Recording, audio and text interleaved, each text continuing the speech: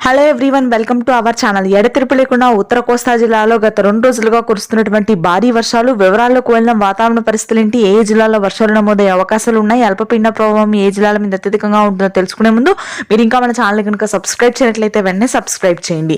ఇక లేట్ చేయకుండా వివరాల్లోకి కనుక వెళ్ళినట్లయితే ముఖ్యంగా ఉత్తర కోస్తా జిల్లాల్లో భారీగా వర్షాలు నమోదవుతున్నాయి. ఉత్తర కోస్తా యానాం మీదుగా విస్తరించినటువంటి ఉపరితల ఆవర్తన ద్రోణి గంటకి 10 నుంచి 12 కిలోమీటర్ల వేగంతో విస్తరిస్తుంది. దీని ప్రభావంతో ముఖ్యంగా మనకి శ్రీకాకుళం, విజయనగరం, విశాఖపట్నం ప్రాంతాల్లో భారీ వర్షాలు నమోదు కానున్నాయి. అరకు, పాడేరు, లంబసింగి, సీతమ్మధార, టెక్కిలి ప్రాంతాల్లో మోస్తరు నుంచి భారీ వర్షపాతం ఉంటుంది. ఇక ఆ తర్వాత తూర్పుగోదావరి, పశ్చిమ గోదావరి, గుంటూరు, కృష్ణా ప్రాంతాల్లో తేలికపాటి నుంచి మోస్తరు వర్షాలు 2 రోజుల పాటు నమోదు కానున్నాయి.